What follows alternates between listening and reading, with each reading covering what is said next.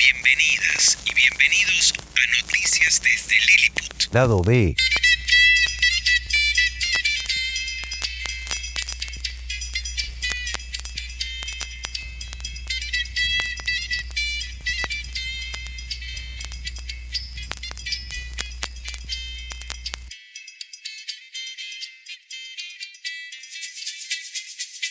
¿Qué tal? ¿Cómo les va? Bienvenidos y bienvenidas a este momento que llamamos Lado B del episodio 12 de Noticias desde Lilliput. No son dos lados, como dos caras de una moneda. Preferimos llamarlos dimensiones. Esta sería la segunda dimensión de 3. Todas constituyen una unidad, pero cada una cumple su función. El lado A nos daría el ancho de la actualidad, la extensión. Este lado B sería el alto, de dónde venimos o cuánto nos sumergimos. Y el lado C es la profundidad, lo que nos genera la perspectiva, la distancia. No hay un lado mejor o uno peor. En uno hay un tipo de información y en los otros otro tipo de información.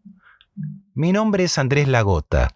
Y entonces, aquí, leemos el libro Los viajes de Gulliver de Jonathan Swift. Los viajes de Gulliver a varias remotas naciones del mundo. Un libro de Jonathan Swift. La parte segunda, Viaje a Brobdingnag. El capítulo 4. Descripción del país. Proposición para corregir los mapas modernos. El Palacio del Rey y breve relación sobre la metrópoli. Manera de viajar del autor. Descripción del principal templo. Es ahora mi propósito ofrecer al lector una breve descripción de este país, hasta donde lo recorrí, que no fueron más allá de 2000 millas alrededor del Lorbrargald, la metrópoli, porque la reina, a la que acompañaba siempre, jamás rebasaba esa distancia cuando acompañaba al rey en sus viajes, y se quedaba ahí hasta que su majestad regresaba de inspeccionar sus fronteras. La extensión entera de los dominios de este príncipe tiene unas 6.000 millas de longitud y de 3 a 5.000 de anchura, de lo que no puedo por menos que concluir que nuestros geógrafos de Europa yerran grandemente al suponer que entre Japón y California solo hay mar, porque yo siempre he sido de la opinión de que debe haber un equilibrio de tierra que compense el gran continente de Tartaria, y por lo tanto deberían corregir sus mapas añadiendo esta vasta porción de tierra a las regiones noroccidentales de América, tarea en la que estoy dispuesto a prestarles ayuda. El reino es una península limitada al noreste por una cordillera de 30 millas de altura, totalmente infranqueable debido a los volcanes de las cimas. Los más versados no saben qué clase de mortales habitan al otro lado de esas montañas, ni si están éstas habitadas. Los otros 3 confines los limita el océano. No hay un solo puerto de mar en todo el reino, y los litorales en los que se desaguan los ríos están tan llenos de escollos afilados y el mar se encuentra generalmente tan tumultuoso que nadie se atreve a desafiarlo con la más pequeña embarcación. Así que esta gente se halla excluida de cualquier comercio con el resto del mundo.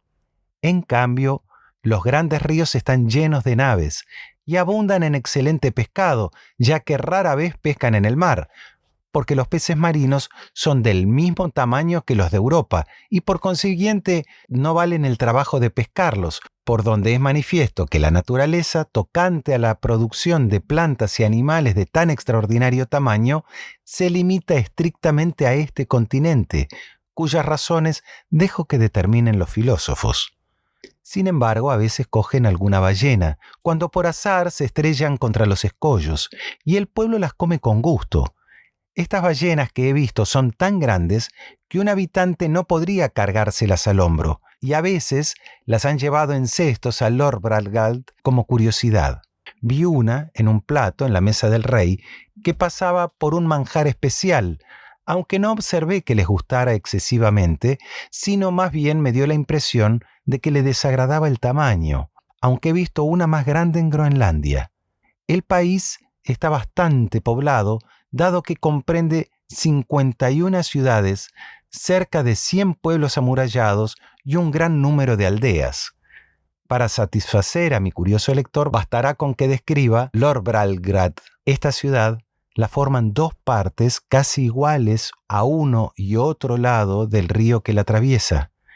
Contiene más de 80.000 casas y unos 600.000 habitantes. Su longitud es de 3 blamglans, que equivalen a unas 54 millas inglesas, y su anchura de 2,5, según la medí yo por orden del rey, en el mapa real que desplegaron en el suelo para mí y que tenía 100 pies de extensión. Medí descalzo los pies de su diámetro y su circunferencia y cotejándolos con la escala hice su medición con bastante exactitud. El Palacio del Rey no es un edificio regular, sino un apelotonamiento de edificios que ocupan unas 7 millas en total. Los aposentos principales tienen por lo general una altura de 240 pies y una anchura proporcional. Nos asignaron un coche a Glendalclitch y a mí, en el que su institutriz la llevaba a menudo a visitar la ciudad o de compras. Yo siempre formaba parte del grupo, metido en mi caja, aunque la niña me sacaba cada vez que se lo pedía y me tenía en la mano, a fin de que pudiera ver con más comodidad las casas y la gente cuando recorríamos las calles. Calculo que nuestro coche era del tamaño de Westminster Hall, aunque no tan alto, pero no puedo precisarlo con exactitud. Un día, la institutriz ordenó a nuestro cochero que parase en varias tiendas, donde los mendigos, al ver la ocasión de pedir, se agolparon a los lados del coche y me ofrecieron el más horrible espectáculo que hayan podido contemplar unos ojos europeos. Había una mujer con un cáncer en el pecho, hinchado de manera monstruosa, lleno de agujeros, en 2 o 3 de los cuales había podido meterme yo y caber entero. Había un individuo con un lobanillo en el cuello, más grande que 5 balas de lana, y otro con 2 patas de palo, cada una medía unos 20 pies, pero la visión más odiosa fueron los piojos que pululaban por sus ropas. Pude distinguir claramente las patas de esos bichos a simple vista, mucho mejor que los de un piojo europeo con el microscopio, así como el hocico con el que osaban como los cerdos. Eran los primeros que veía, y habría tenido la curiosidad suficiente para disecar uno si hubiese contado con los instrumentos adecuados, que por desgracia había dejado en el barco. Aunque la verdad es que su visión era tan repugnante que me revolvió totalmente el estómago. Además de la caja grande en la que me llevaban normalmente, la reina mandó que me hicieran otra más pequeña, de unos 12 pies cuadrados y 10 de altura, para comodidad del viaje, porque la otra era algo grande para llevarla a Glendalclitch en el regazo, y molesta en el coche. La hizo el mismo artista al que dirigí yo en toda su construcción. Este gabinete de viaje era un cubo exacto, con una ventana en el centro de 3 de los cuadrados y las 3 enrejadas con alambre por fuera para evitar accidentes en los viajes largos.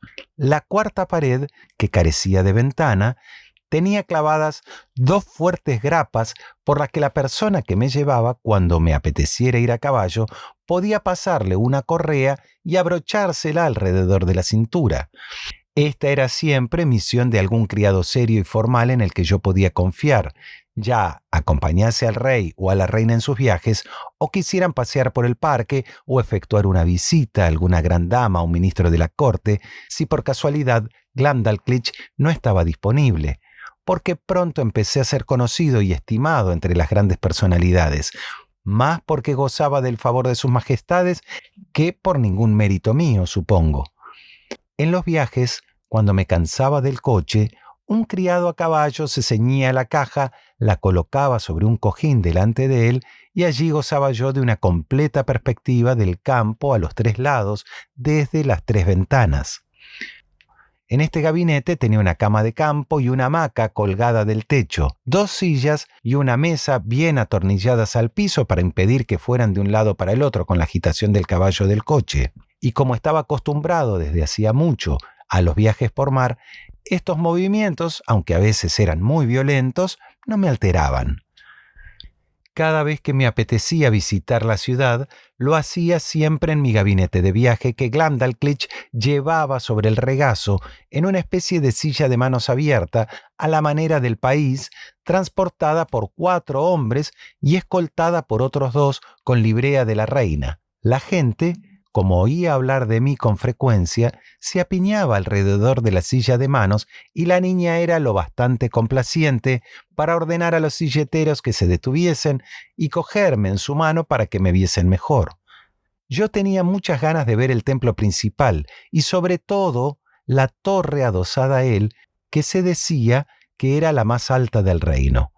Así que un día mi niñera me llevó allí, pero con sinceridad puedo decir que regresé decepcionado, porque no llegaba a los 3000 pies de altura, contando desde el suelo a la punta del pináculo más alto, lo que, teniendo en cuenta la diferencia de tamaño entre esta gente y la nuestra de Europa, no es de admirar tanto, ni iguala, si no recuerdo mal, en proporción a la torre de la Catedral de Salisbury. Pero para no quitar mérito a una nación a la que durante toda mi vida me consideraré agradecido, he de reconocer que, le falte lo que le falte en altura a esa famosa torre, lo tiene sobradamente compensado en belleza y solidez, porque los muros tienen cerca de 100 pies de grosor y están hechos con sillares de piedra, cada uno de ellos de unos 40 pies cuadrados, y están adornados en todos los lados con estatuas de dioses y emperadores talladas en mármol a tamaño más grande que el natural y alojadas en sus correspondientes hornacinas. Medí un dedo meñique de una de estas estatuas a las que se le había caído y encontré inadvertido entre escombros y vi que medía exactamente 4 pies y 1 pulgada de largo. Glendalclitch lo envolvió con su pañuelo, se lo metió en el bolsillo y se lo llevó para guardárselo junto a otras chucherías a las que la niña era muy aficionada, como suelen serlo todos los niños de su edad. La cocina del rey es un edificio realmente noble, abovedado y de unos 600 pies de alto. Al gran horno le faltan 10 pasos para ser como la cúpula de San Pablo de ancho, porque a mi regreso fui expresamente a medirla. Pero si tuviera que describir la parrilla del fogón, las prodigiosas ollas y cazuelas, los asados dando vuelta en los espetones y multitud de otros detalles, quizá no se me creería. Un crítico riguroso, al menos, tendería a pensar que exagero, como a menudo se sospecha que hacen los viajeros. Intentando evitar este reproche, me temo que me he ido demasiado al otro extremo y que si este tratado fuera a traducirse a la lengua de Brobdingnag, que es el nombre general de dicho reino, y llevado allí, el rey y su pueblo tendrían razón en quejarse de que he sido injusto con ellos al dar una descripción falsa y disminuida. Raramente guarda su majestad en sus cuadras más de 600 caballos, que por lo general tienen de 54 a 60 pies de alto. Pero cuando sale en los días solemnes se hace acompañar de una escolta militar de 500 a caballo, lo que sinceramente me pareció el espectáculo más espléndido jamás contemplado, hasta que vi parte de su ejército en formación, de lo que tendré ocasión de hablar más tarde.